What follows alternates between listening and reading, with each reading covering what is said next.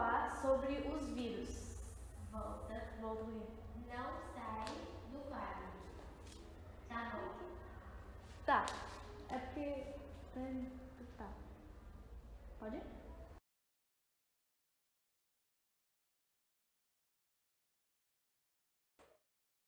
E aí, gente, beleza?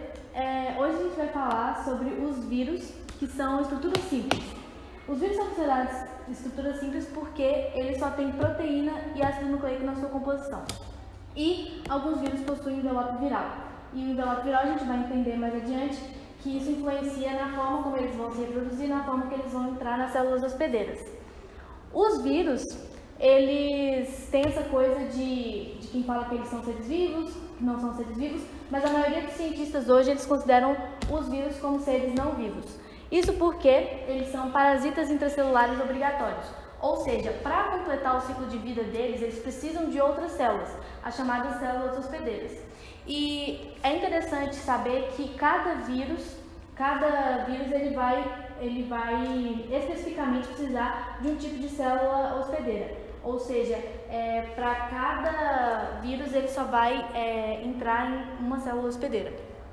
Eles são considerados seres vivos porque eles têm a capacidade de fazer mutação e evoluir. Tanto que os vírus eles possuem uma mutação muito rápida, em comparação aos seres humanos, por exemplo.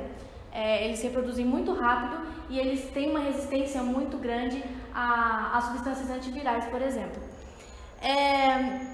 Quando esses vírus eles provocam algumas infecções, essas infecções elas são chamadas de viroses. E a gente pode ter exemplo do sarampo, da varíola, da gripe, da dengue, da AIDS e da catapora.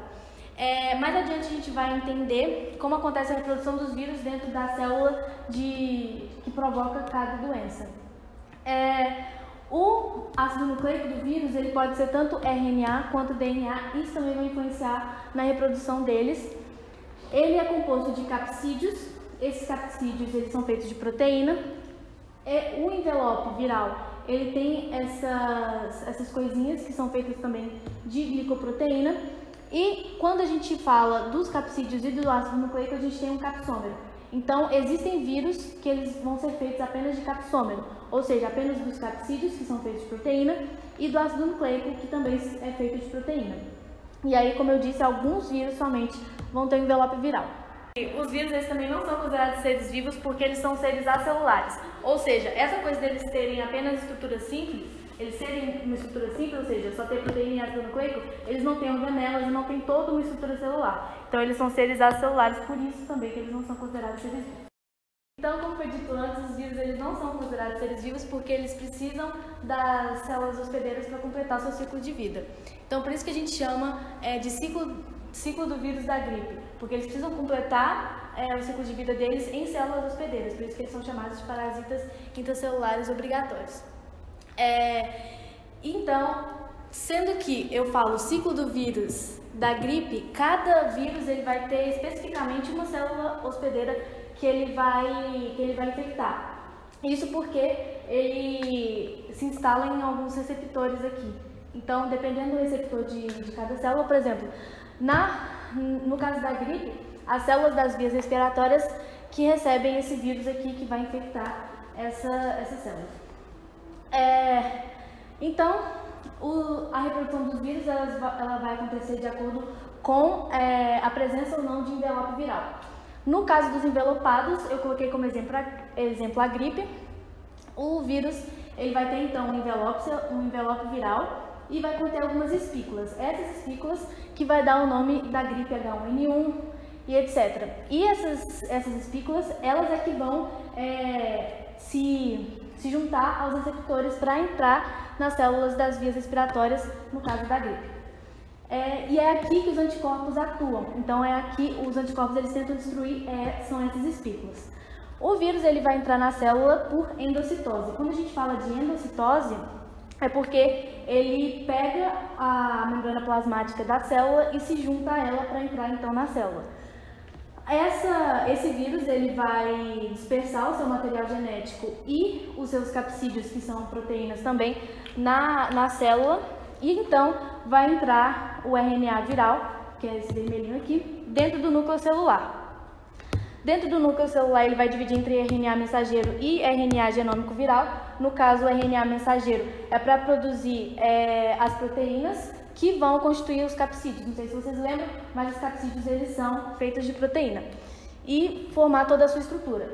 No resto, né, o RNA genômico viral vai servir de material genético, de ácido nucleico, no caso do RNA. Então, depois esse vírus ele vai sair da célula e vai infectar outras células. Lembrando que, diferente da bactéria, a bactéria ela se instala no meio de cada célula. Os vírus não, eles ficam dentro. Então, ele vai sair daqui para infectar outras células. Outro tipo de reprodução de vírus envelopados é quando eles entram na célula por fusão. Isso eu coloquei como exemplo o HIV, que é o ciclo do vírus do HIV. Como eu disse antes, cada vírus ele entra em uma célula hospedeira específica. No caso do vírus do HIV, eles vão entrar nas células do sistema imunitário, que vão conter a proteína CD4. Esse vírus do HIV é chamado de retrovírus. Isso porque ele contém a transcriptase reversa, que é um tipo de enzima, e esse nome retro vem porque ele vai mudar o RNA dele para DNA, ele vai passar o RNA dele para o DNA e então entrar na célula, porque ele só poderia entrar no núcleo da célula como DNA. Então ele vai entrar aqui na célula e quando ele entra por fusão, é porque ele vai deixar esse envelope viral dele na membrana plasmática da célula, no caso da célula do sistema imunitário CD4. Então ele vai deixar o envelope dele aqui e vai entrar o capsômero, que vai conter os capsídeos, que é de proteína, e o RNA genômico viral, que também é feito de proteína, isso a gente vai ver mais aqui na frente. Então a transcriptase reversa vai pegar esse RNA, que vai ser de fita simples, e vai passar outra fita para transformar em um DNA de fita dupla. E aí esse DNA vai entrar na célula, no núcleo celular, e vai se combinar com o DNA da célula pela integrase. Depois a integrase também vai fazer a transcrição do RNA viral. O RNA vai sair e vai se dividir entre o RNA que vai produzir os capsídeos e o RNA que vai produzir o RNA genômico viral, que no caso vai ser o que vai fazer ele ter o ácido nucleico dele específico. Ele vai pegar aquele envelope viral dele que ele deixou na membrana plasmática da célula, vai se juntar e vai formar um novo retrovírus e vai infectar outras células. Os vírus, eles têm grande mutação gênica, então eles conseguem mudar por seleção natural, ou seja, se eu tiver um vírus que ele se reproduz muito e ele consegue ser muito resistente, ele vai sobreviver e vai crescer muito. E eles podem mudar o RNA deles tanto por mutação quanto por recombinação. Recombinação é quando dois vírus infectam uma célula só e aí o material genético deles acaba misturando e eles conseguem ficar mais resistentes aos coquetéis, por exemplo, aos coquetéis antivirais, que são formas de inibir esses vírus.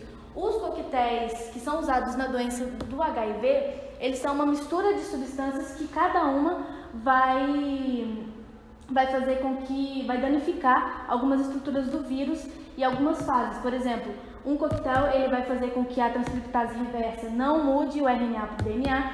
Outra substância vai fazer a integrase não funcionar, então cada tipo de substância vai funcionar de um jeito e aí eles misturam todas essas substâncias, por isso que a gente chama de coquetel. No caso dos vírus não envelopados, os que não têm envelope viral, eles vão entrar na célula por injeção de ácido nucleico. Isso a gente tem como exemplo o bacteriófago T4.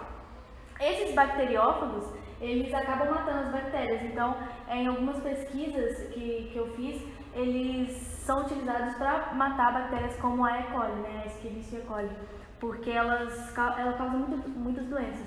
Então, muitas vezes as pessoas usam isso daí, que o bacteriófago T4, para matar elas. Por quê? Porque ele vai matar elas quando ele chegar nessa fase lítica. Ele vai explodir a bactéria, basicamente. Porque ele vai se reproduzir tanto que ele vai explodir e vai acabar matando a bactéria. E aí o que acontece? Ele injeta o material genético dele e esse material genético dele se mistura com o material genético da E. coli. E aí, com esse material genético dele, ele faz com que a célula produza as estruturas do vírus, do bacteriófago T4.